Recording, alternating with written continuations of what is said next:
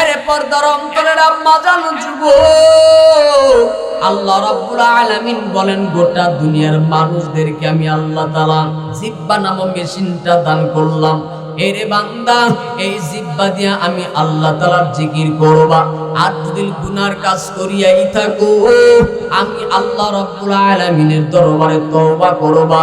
তাহলে আমি আল্লাহ তওবা করার কারণে আমি আল্লাহ তাআলা মাফ করে দেব। নবীর একজন সাহাবী ছিলেন, নাম তার সাআলাবা। নবী মুহাম্মদ সাআলাবাকে ভালোবাসতেন। সাআলাবা নবীর দরবারে বসে থাকতো। সাআলাবা নবী মুহাম্মদ সাল্লাল্লাহু আলাইহি ওয়াসাল্লামকে ছাড়া কিছুই বুঝতো না। যখনই খিদা লাগতো, আল্লাহ রাসূল সাল্লাল্লাহু আলাইহি ওয়াসাল্লামের দরবারে যাইয়া নবী মুহাম্মাদের দিকে তাকায়া থাকতো। নবী মুহাম্মদ মাঝে মধ্যে বলতো, সাআলাবা বারবার আমার দিকে কেন তাকাও? সাআলাবা বলতো, পয়গম্বর আপনি এমন একটা মানুষ, আমার যখন খিদার অনুভব হয় আপনার চেহারা দেখিয়া আমি আমার ক্ষুধাটাকে নিবারণ করি। জোরে বলি আল্লাহু আকবার। লাকাদ খালাকনাল ইনসানা ফি আহসানি তাকবীম। আল্লাহ তাআলা বলে, দুনিয়ার মানুষ, আমি আল্লাহ তাআলা তোমাকে সুন্দর বানায়া দুনিয়ার মধ্যে পাঠাইছি। আল্লাহু আকবার। আল্লাহ তাআলা আমাকে আপনাকে সুন্দর বানায়া দুনিয়ার মধ্যে পাঠাইছেন, যার কারণে মানুষ মানুষের জন্য পাগল। কথা বলেন ঠিক না বেঠিক? মানুষ মানুষের জন্য পাগল। এরে বাবা, সাআলাবা রাদিয়াল্লাহু তাআলা আনহু নবী মুহাম্মদ সাল্লাল্লাহু আলাইহি ওয়াসাল্লাম ভালোবাসেন। সাআলাবা নবী মুহাম্মদকে ভালোবাসেন। খুব খেয়াল করবেন, কোন দিকে নজর দিবেন না। এই জিহ্বাটা এক সময় আপনাকে জান্নাতের মধ্যে নিয়ে যাবে, জাহান্নামের মধ্যে নিয়ে যাবে। সাআলাবা রাদিয়াল্লাহু তাআলা আনহু একদিন রাস্তা দিয়ে রওনা শুরু করিয়ে দিয়েছেন। হঠাৎ করে তার চোখটা একটা বাড়ির মধ্যে পড়ে গেল। বাড়ির মধ্যে যখন পড়ে গেল, ওই সময় কেমন যেন বাতাস হইয়া গেল। বাতাসে পর্দাটা ভেঙে গেল। বাড়ির মধ্যে পর্দা লাগানো ছিল, ওই পর্দাটা ভেঙে গেল। ভেঙে যাওয়ার পর সাআলাবার চোখটা ওই জায়গার মধ্যে পড়ে গেল। ওই জায়গার মধ্যে একটা মহিলা মানুষ গোসল করতেছে। সাআলাবার চোখটা সরাসরি ওই বাড়ির মধ্যে পড়ে গেল। সাআলাবা তৎক্ষণাৎ চোখটা মাটির দিকে তাকাইয়া আল্লাহকে ডাক দিয়ে বলে, মালিক, এই চোখটাকে রিজার্ভ করেছিলাম তোমাকে দেখব, কিন্তু এই চোখটা দিয়া বেগানা নারীর মধ্যে চলে গেল। রব্বুল আলামিন কি করি, এখন আমি কোথায় যাব? এরে দুনিয়ার মানুষ, সাআলাবা রাদিয়াল্লাহু তাআলা আনহু ইচ্ছাকৃতভাবে গুনাহ করে নাই রে বাবা। হঠাৎ করে চোখটা ওই বাড়ির মধ্যে পড়ে গেছে, আর বাতাস হইয়া গেছে, বাতাসে পর্দাটা ভেঙে গেছে। কিন্তু সাআলাবা রাদিয়াল্লাহু তাআলা আনহু আল্লাহ রাব্বুল আলামিনের দরবারে কেমন যেন কান্নার আওয়াজ শুরু করিয়ে দিলেন। কান্নার আওয়াজ শুরু করিয়ে দিলেন। কান্না করতে করতে বেহুশ হইয়া পড়ে গেলেন। জোরে বলি আল্লাহু আকবার। হযরত সাআলাবা মনে মনে বলে, আজকে আমি নবী মুহাম্মাদের দরবারে যাইব না, কারণ নবী মুহাম্মাদের দরবারের মধ্যে যাওয়ার আগেই যদি জিব্রাইল ফেরেশতা নবী মুহাম্মাদের কাছে বলে দেয়, এরে নবী মুহাম্মদ, আপনার আদরের সাহাবী সাআলাবা গুনাহ করে ফেলছি, আমি তাহলে নবী মুহাম্মদকে মুখ দেখাইতে পারবো না। কি করা যায়? বলে, আমি ওই পাহাড়ের মধ্যে চলে যাব। আমি আল্লাহ আল্লাহ জিকির করব, আল্লাহ রাব্বুল আলামিনকে তালাশ করব। এই জিহ্বাটা দিয়া আল্লাহ রাব্বুল আলামিনের দরবারে তওবা করব। এই জিহ্বাটা দিয়া ওই নির্জন রাতে পাহাড়ের মধ্যে যাইয়া আমি একা একা আল্লাহকে তালাশ করব। জোরে বলি আল্লাহু আকবার। আবারও জানতে চাই, আপনারা কি রাগ করেন নাকি? বাদশা ইব্রাহিম ইবনে আদহাম ঘুমায় রইছেন, স্বপ্নের মধ্যে নজর করে দেখতেছে কে যেন ঘোড়া তালাশ করে ছাদের উপরে। বাদশা ইব্রাহিম ইবনে আদহাম ডাকতে বলতেছে, ছাদের উপরে কে? ঘোড়াওয়ালা ডাকতে বলতেছেন, আমি এক আগন্তুক ঘোড়াওয়ালা। বলে ছাদের উপরে কি করো? পরে ছাদের উপরে ঘোড়া তালাশ করি। ওরে ভাই, তুমি তো পাগল, ছাদের উপরে কি ঘোড়া পাওয়া যাবে নাকি? আর ঘোড়া ছাদের উপরে বা কেমনে উঠবে? ঘোড়া আগন্তলা ব্যক্তি ডাক দিয়ে বলে, এই বাদশা ইব্রাহিম আদহাম, আমি যদি পাগল হই, তুমি আমার থেকে বড় পাগল। বলি কেন? বলে এত রাতে যদি ছাদের উপরে ঘোড়া না পাওয়া যায়, এরে বাদশা বল, এত বড় ঘরের মধ্যে থাকিয়া আল্লাহ রাব্বুল আলামিনকে কেমনে পাইবি, কেমনে পাইবি? জোরে বলি আল্লাহু আকবার।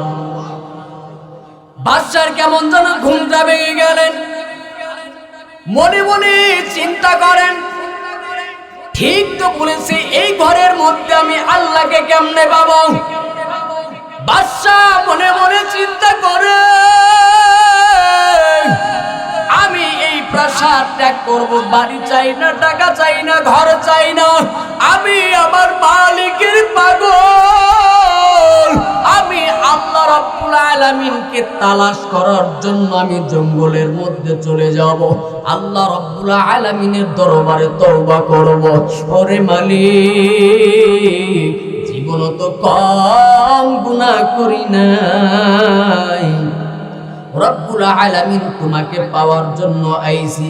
ওরে মালিক, আমাকে মাফ করে দাও, মাফ করে দাও। জোরে বলি আল্লাহু আকবার।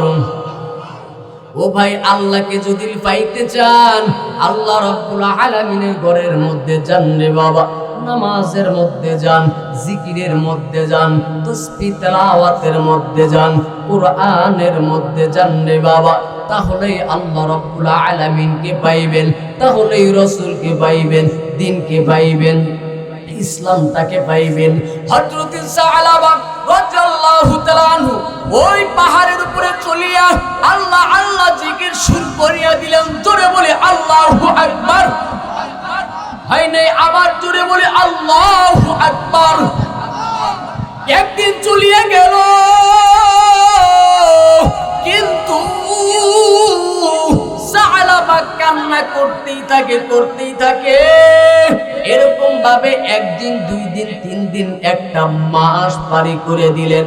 নবী মুহাম্মদ একদিন হযরতে ওমরকে ডাক দিয়ে বলতেছেন, এই ওমর, সালাবা একটা মাস ধরে আমার সাথে দেখা করে না, সালাবা একটা মাস ধরে আমার কাছে আসে না।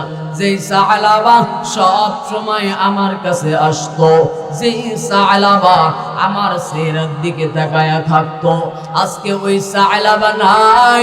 একটু তালাশ করো, দেখো সালাবা কোথায় আছে। হযরত ওমর রাদিয়াল্লাহু তাআলা আনহু সালাবার খোঁজের মধ্যে চলে গেলেন। জোরে বলে আল্লাহু আকবার। হযরত ওমর সালাবার বাড়ির মধ্যে চলে গেলেন। যাওয়ার পর নজর করে দেখি সালাবার ঘরের মধ্যে কেমন যেন তালা লাগানো। এলাকার মানুষদেরকে ডাক দিয়ে বলতেছেন, ও এলাকার মানুষেরা, একটু বলো সালাবা কোথায় গেছে, কোথায় গেছে, কোথায় গেছে? বলে সালাবা নাই। একটা মাস ধরিয়া ওই যে পাহাড় দেখা যায়, পাহাড়ের উপরে ওঠে, সকালে ওঠে আবার বিকালে নামে, সকালে ওঠে আবার বিকালে নামে। বলে কোন পাহাড়ে? বলে ওই পাহাড়ে। কখন নামবে? বলে বিকাল হইলে নামবে। তো ওমর রাদিয়াল্লাহু তাআলা আনহু বসে আছেন, কারণ নবী মুহাম্মদ বলে দিয়েছেন সালাবাকে নিয়ে আমার দরবারের মধ্যে হাজির হবা। জোরে বলি সুবহানাল্লাহ। তাহলে আল্লাহ রাব্বুল আলামিনের ধরা বড় কঠিন, কথা বলেন ঠিক না বেঠিক?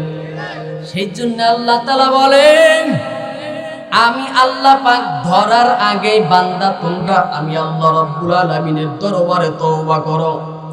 ইয়া আইয়ুহাল্লাযীনা আমানু তুবু ইলাল্লাহি তাওবাতান নাসুহা। জোরে বলি আল্লাহু আকবার। তওবা এমন একটা আমল, সারা জীবন গুনাহ করছেন, হঠাৎ করে আল্লাহ পাকের দরবারে তওবা আমল শুরু করে দিয়েছেন। আল্লাহ তাআলার দরবারে চাইতেছেন, আল্লাহ তাআলা আপনার জিন্দেগীর গুনাহ আল্লাহ মাফ করে দিছে। ওই তাহিয়াতুল কলবের মতন মানুষকে, যে মানুষটা 100 কন্যা সন্তান হত্যা করার পরও যদি আল্লাহ তাআলার দরবারে প্রিয় মানুষ হইতে পারে, আমি আপনি কেন পারবো না? কথা বলেন ঠিক না বেঠিক? যেই ওমর নবীকে মারার জন্য যাই, ওই ওমর যদি আল্লাহ তাআলার দরবারে প্রিয় বান্দা হইতে পারে, আমি কেন পারবো না রে বাবা?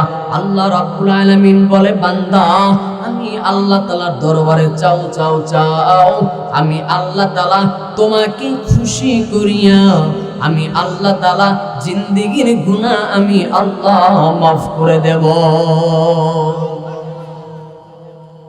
আল্লাহ তাআলা ওই যে আগের আয়াতের মধ্যে চলে যায়, আল্লাহ তাআলা তারপরে বলেন ওয়াহাদাইনাহুন নাজদাইন। এরে বান্দা, আমি আল্লাহ রাব্বুল আলামিন দুটি রাস্তাও তো দেখায় দিয়েছি, একটা জান্নাতের রাস্তা, একটা জাহান্নামের রাস্তা। যে ব্যক্তিটা ভালো কাজ করবে ওই ব্যক্তিটা জান্নাতের মধ্যে চলে যাইবে, আর যেই ব্যক্তিটা খারাপ কাজ করবে ওই ব্যক্তিটা জাহান্নামের মধ্যে চলে যাবে। জোরে বলি নাউজুবিল্লাহ। সালাবার কথা মনে আছে? হযরত সালাবা, সময় কম, সংক্ষিপ্ত করে দিচ্ছি রে বাবা। হযরত সালাবা কিছুক্ষণ পর নজর করে দেখে, এই মুরব্বী বাবারা একটু কান্নার চেষ্টা করবেন।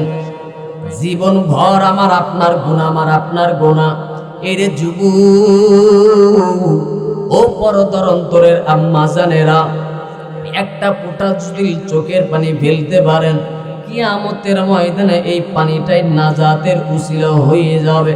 হযরত সালাবা রাদিয়াল্লাহু তাআলা আনহু কাঁদতে পাহাড় থেকে নামে।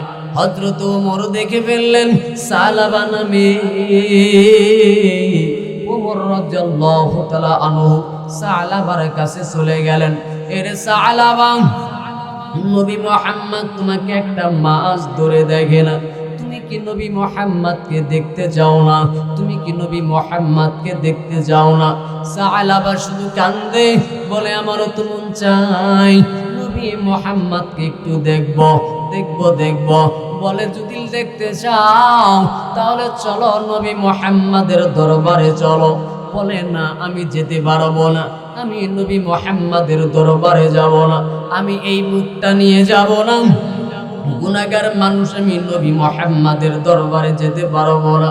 হযরত ওমর রাদিয়াল্লাহু তাআলা সালাবার হাতটা ধরিয়া ডাক দিয়ে বলে, এরে সালাবা, তোমার কপাল কত ভালো,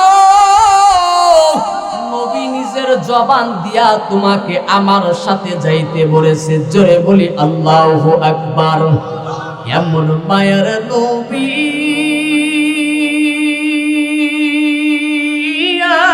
আমার,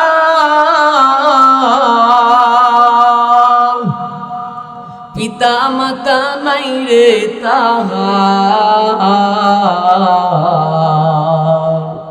তারপরও মারল কত দুশ্মনে, নবী বিনে কে দাঁড়াবে ফুলসিরা তুমি জানে, নবী বিনে কে দাঁড়াবে ফুলসিরা তুমি জানে। জোরে বলি আল্লাহু আকবার।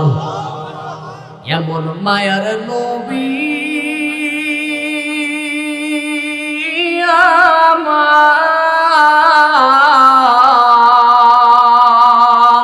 কেমনে দুঃখ দাও গো আবার।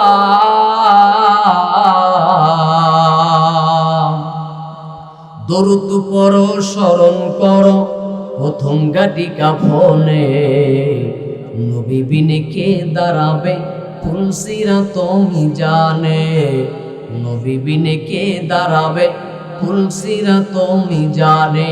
আবার বলি আল্লাহু আকবার। হযরত ওমর সালাবার হাতটা দুনিয়া ডাক দিয়ে বলে, এই সালাবা চলো,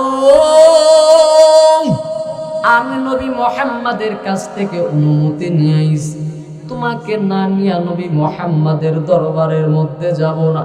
হযরতে সালাবাকে নিয়ে যখন নবী মুহাম্মাদের দরবারের মধ্যে চলে যায়, নবী মুহাম্মদ বসে আছেন।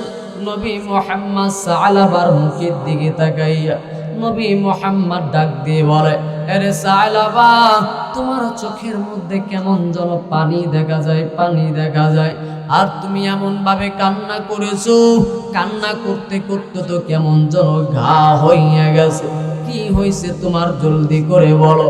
হযরতে সালাবা কান্না করে ডাক দিয়ে বলে, মালিক যদি আমাকে মাফ না করে আমি কি জবাব দিব? বলে সালাবা কি হয়েছে বলো? বলে নবী, আমি এমন একটা গুনাহ করে ফেলছি, জানি না আল্লাহ তাআলা মাফ করবে কি করবে না। বলে কি গুনাহ করেছো, জলদি করে বলো। এবার সালাবা ডাক দিয়ে বলে, পয়গম্বর, আমি যখন রাস্তা দিয়ে যাই হঠাৎ করে আমার এই চোখটা একটা বাড়ির মধ্যে পড়ে গেল, ওই সময় বাতাস আসিয়া পর্দাটা ভেঙে দিল, ওই পর্দার ভিতরে একটা মহিলা মানুষ ওই সময় গোসল করে, আমার চোখটা ওই বেগানা মহিলার দিকে পড়ে গেল। তৎক্ষণাৎ আমি ওই চোখটা নিচে নামাইয়া আল্লাহ রাব্বুল আলামিনকে স্মরণ করেছি, আল্লাহকে স্মরণ করেছি। এবার মায়ার নবী ডাক দিয়ে বলে, সালাবা অনেক বড় গুনাহ করছো, আল্লাহ রাব্বুল আলামিনের দরবারে বেশি বেশি তওবা করো, তওবা করো, তওবা করো। তওবা ছাড়া যদি মরিয়া যাও আল্লাহ রাব্বুল আলামিনের দরবারে হিসাব দিতে পারবা না। সালাবা আরো কান্নার আওয়াজ, আরো কান্নার আওয়াজ, জোরে বলি আল্লাহু আকবার। এর ভাই সালাবা ইচ্ছাকৃতভাবে গুনাহ করে নাই, কথা বলেন ঠিক নেই, তারপরও মনের মধ্যে এমন আগুন, আল্লাহ যদি আমাকে মাফ না করে, আমার মায়ার নবী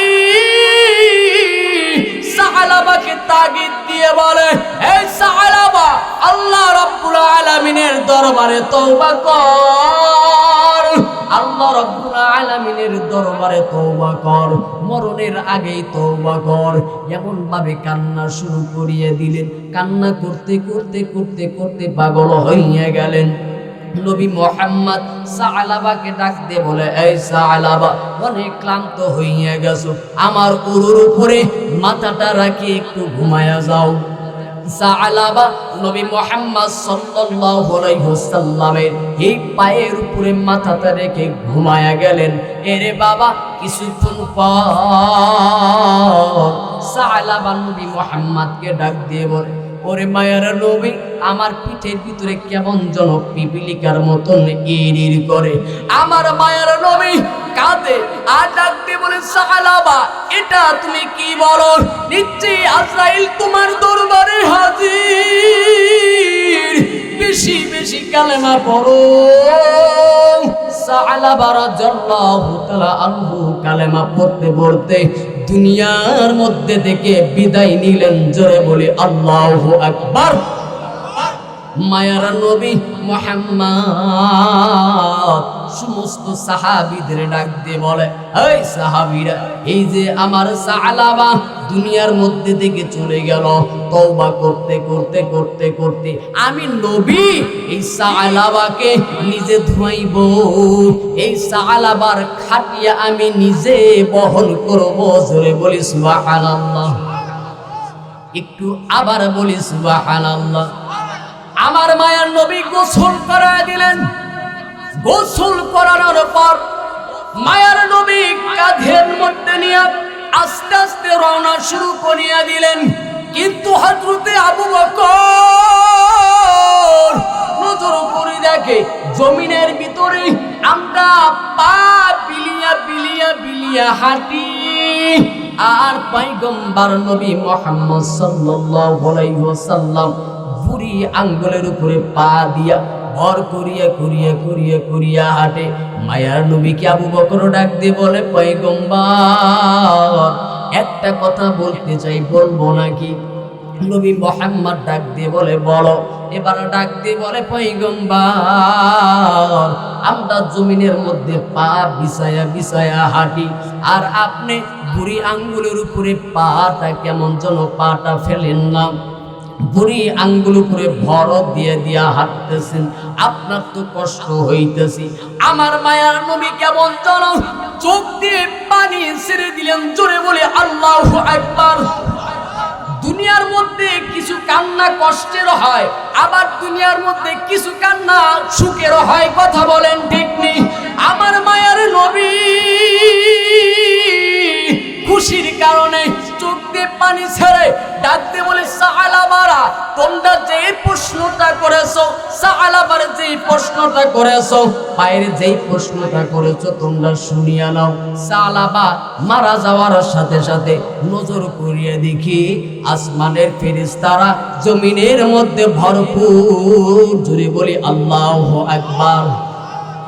আমি কোথায় পা রাখবো, কোথায় কি করবো নিজেই তো জানি না। আল্লাহ রাসূল বলেন, একজন নেককার বান্দা যখন দুনিয়ার মধ্যে থেকে চলে যায়, ওই আসমানের ফেরেশতা, রহমতের ফেরেশতারা স্বাগতম জানায়া জানায়া জানায়া জানায়া আল্লাহ রাব্বুল আলামিনের দরবারে নিয়ে যায়, আর বলে, বান্দা আসো, আল্লাহ রাব্বুল আলামিন তোমার জন্য জান্নাত রেডি করেছে। আল্লাহু আকবার। এরে মানুষ, আল্লাহ যদি আমার হইয়া যাই রে বাবা, আমার আর কিছুই লাগে না, কথা বলেন ঠিক নেই? আল্লাহ যদি আমার হইয়া যায় আমার কিছুই লাগে না। ও ভাই, জান্নাতের আগে আশা না করিয়া আল্লাহ রাব্বুল আলামিনের আশা করেন, আল্লাহ পাকের আশা করেন রে বাবা। আল্লাহ যদি আমার হয় জান্নাত এমনি আমার হবে, কথা বলেন ঠিক না বেঠিক? আল্লাহ রাসূল বলেন, এই দুনিয়ার মধ্যে থেকে এরা বামুনগাতির মানুষ, ও সিরাজগঞ্জের মানুষ, দুনিয়ার মধ্যে থেকে আমল নেক আমল করে দুনিয়ার মধ্যে থেকে চলে যাও, ওই কিয়ামতের ময়দানে জান্নাত যেন তোমাকে খোঁজে, কথা বলেন ঠিক নেই? আল্লাহ যেন বলে, মালিক ওই মানুষকে আমার দরবারে হাজির করো, আমার ভিতরে প্রবেশ করো। আল্লাহ রাব্বুল আলামিন জানো ওই আল্লাহ তাআলার জিকির করার কারণে, আল্লাহকে ভয় করার কারণে আল্লাহ রাব্বুল আলামিন যেন কুদরতি হাতে আল্লাহ তাআলা জান্নাতের মধ্যে প্রবেশ করায়। জোরে বলি আল্লাহু আকবার। ওরে বাবা, আমার আপনার মরা লাগবে কি লাগবে না? একটু জোরে বলি লাগবে কি লাগবে না? ওরে বাবা, সালাবার মতন মানুষ যদি সামান্য একটা গুনাহ করিয়া এত কান্না করতে পারে, এত কান্না করতে পারে, তওবা করিয়া আল্লাহ রাব্বুল আলামিনের দরবারে দিদার অর্জন করতে পারে, আমি আপনি কেন পারবো না রে বাবা? 2025 সাল শেষ করলেন, 26 সালের মধ্যে পাড়া দিলেন রে বাবা। একটু নিজে কখনো চিন্তা করলেন না, বালিশের সাথে মাথা লাগায়া চিন্তা করলেন না, আমার সাথে আমার 25 সালটা গুনার মধ্যে বেশি ছিল নাকি নেক আমলের মধ্যে বেশি ছিল? ওরে মানুষ, হযরত ওমরের মতন মানুষকে, ওমরকে যখন গোসল করায়, শেষ গোসল যখন করায় রে বাবা, নজর করে দেখি ওমর রাদিয়াল্লাহু তাআলা আনহু কেমন যেন পিঠের ভিতরে চাবুকের দাগ। জোরে বলি আল্লাহু আকবার। মানুষের কেমন যেন পাগল হয়ে গেলেন, বলে এই ওমর পুরা রাজত্ব চালাইছে, এই ওমর পুরা রাজত্ব চালাইছে। যে ওমর রাস্তা দিয়ে হাঁটলে শয়তান ওই রাস্তায় হাঁটতো না। জোরে বলে আল্লাহু আকবার। বুকের আঘাত, মানুষরা কেমন যেন প্রশ্নর মধ্যে পড়ে গেলে মানুষে ডাক দিয়ে বলতেছেন, এই ওমরের বেটা, বলো তোমার বাবার পিঠের মধ্যে কেন দাগ? ওমরের সন্তান আব্দুল্লাহ ডাক দিয়ে বলতেছে, আব্দুল্লাহ ডাক দিয়ে বলতেছে, আমার বাবার একটা নিয়ম ছিল, সারাটা দিন যদি ভালো কাজ করতো ওটাও লিখতো, আর সারাটা দিনের মধ্যে সামান্য যদি একটু নির্বিষ হইতো নিজের পিঠে নিজে চাবুক মারতো। আর আল্লাহ রাব্বুল আলামিনের দরবারে ডাক দিয়ে বলতো, ওরে মালিক, আমি ওমর তোমার দরবারে মনে হয় প্রিয় বান্দা হইতে পারলাম না।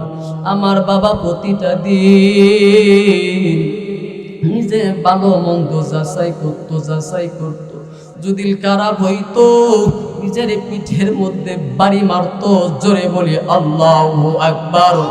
হযরতে আবু বকরের মতো মানুষ, ওরে বাবা ও মুরব্বি মানুষেরা, আল্লাহ রাব্বুল আলামিনের দিদার অর্জন করো, কালেমা নিয়ে মরো। আবু বকরের মতন মানুষ যার ব্যাপারে আল্লাহ রাব্বুল আলামিন বলে, আমি আল্লাহ তাআলা আবু বকরকে জান্নাতের সুসংবাদ দান করলাম। আল্লাহু আকবার। এই আবু বকর নামাজের মধ্যে দাঁড়ায়া চোখের পানি ছেড়ে কান্না করে। আমার মায়ার নবী আবু বকরকে ডাক দিয়ে বলে, এই আবু বকর, তুমি নামাজের মধ্যে দাঁড়ায়া কেন কান্না করো? আবু বকর ডাক দিয়ে বলে, পয়গম্বর, কিছুদিন আগে একজন মামার দোকান থেকে কাপড় কিনলো, হঠাৎ করে আজকে কাপড়টা ফেরত দিয়ে চলে গেল, সেই জন্য একটু নামাজের মধ্যে কান্না করলাম। মায়ার নবী ডাক দিয়ে বলতেছে, তোমার কাপড় পছন্দ হয় নাই, এতে কান্নার কি কারণ আছে? হযরতে আবু বকর ডাক দিয়ে বলে, পয়গম্বর, ওই কিয়ামতের ময়দানে যদি আল্লাহ রাব্বুল আলামিন বলে, এই মহিলার মতন যদি আল্লাহ তাআলা বলে, এই আবু বকর, তোমার নামাজ, তোমার হজ, তোমার যাকাত আমি আল্লাহ তাআলার দরবারে কিছুই কবুল হয় নাই, আমার সময়টাকে আমাকে দিয়ে দাও, আমি আবু বকর একটা পা নড়াইতে পারবো না। জোরে বলি আল্লাহু আকবার। এই আবু বকর একদিন মারা যাওয়ার আগে হযরতে আলীকে ডাক দিয়ে কয়, এই আলী, আমি যে মারা যাব, কিন্তু মারা যাওয়ার আগে তোমাকে দুইটা কথা বলে যাব, যদি পালন করতে পারো। বলে, কেমন কথা? এক নম্বরে কথা, তুমি আমাকে নিজ হাতে গোসল করাইবা। আল্লাহু আকবার। হযরতে আলী রাদিয়াল্লাহু তাআলা আনহু ডাক দিয়ে বলতেছে, এত সাহাবী থাকতে আমি কেন আপনার গোসলটা করব?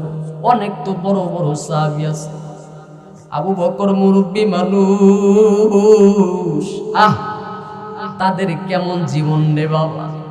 আবু বকর মুরব্বী মানুষ ডাক দিয়ে বলতেছে, এই আলী, ওই কিয়ামতের ময়দানে তুমি যদি আমাকে গোসল করো, কিয়ামতের ময়দানে বলতে পারবো, মালিক, আমার নবী যখন দুনিয়ার মধ্যে থেকে চলে যায়, শেষ গোসলটা হযরতে আলী করাইছে।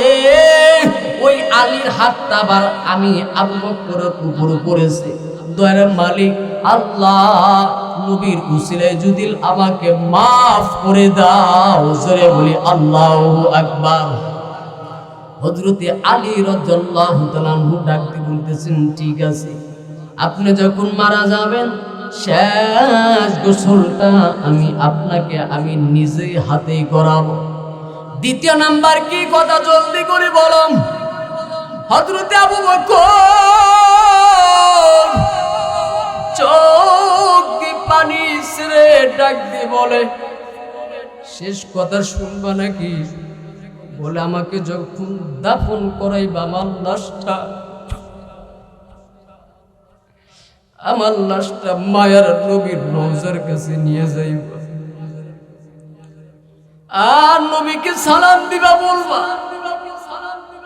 ওরে পয়গম্বর আপনার জীবনের সাথী আবু বকর